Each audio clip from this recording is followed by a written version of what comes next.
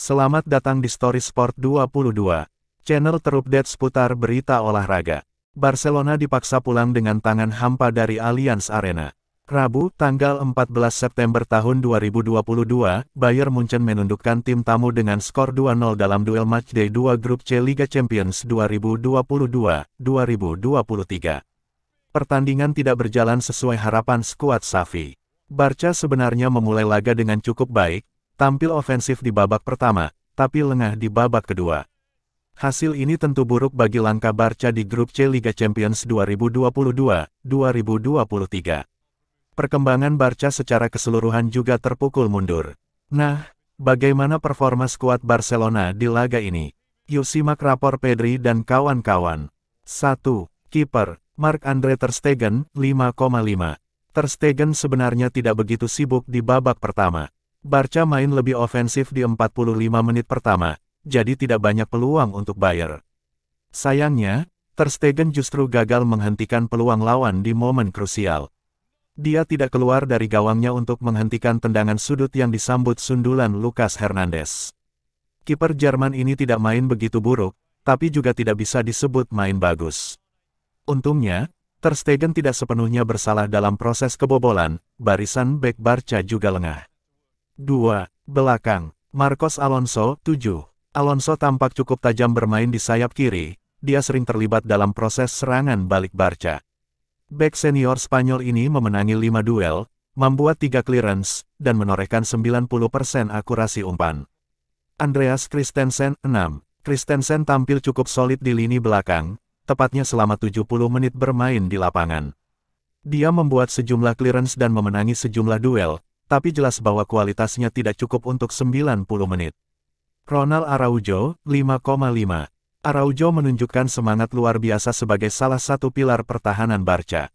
Dia berani berduel merebut bola-bola sulit, sayangnya membuat kesalahan dalam gol kedua Bayern. Jules Koundé, 7. Koundé memainkan perannya dengan baik sebagai bek kanan. Dia menghadapi duel dengan Alphonso Davies sebaik mungkin. Koundé cukup sering naik ke depan, tapi umpan silangnya kurang akurat. 3. Tengah, Sergio Busquets, 5. Busquets tampak menderita menghadapi tekanan gelandang-gelandang Bayern. Sebenarnya kontribusi Busquets untuk sisi defensif masih cukup bagus, tapi terlihat dia tidak bisa mengimbangi tempo permainan. Pedri, 6. Pedri main luar biasa, jadi aktor transisi serangan Barca, banyak peluang datang dari kakinya. Sayangnya gelandang muda Spanyol ini melewatkan peluang matang di depan gawang. Gavi, 7. Dipercaya sebagai starter, Gavi tampil tangguh untuk coba mengontrol lini tengah. Dia merebut bola dengan baik, menyuguhkan level tinggi, dan menang dalam sejumlah duel. 4. Depan, Rafinha, 6. Rafinha tampak kesulitan meloloskan diri dari pengawalan Davies. Dia tidak banyak mendapatkan ruang gerak, jadi lebih sering melepas tembakan dari luar kotak penalti. Ousmane Dembélé, 6. Hari ini bukan hari terbaik Dembélé.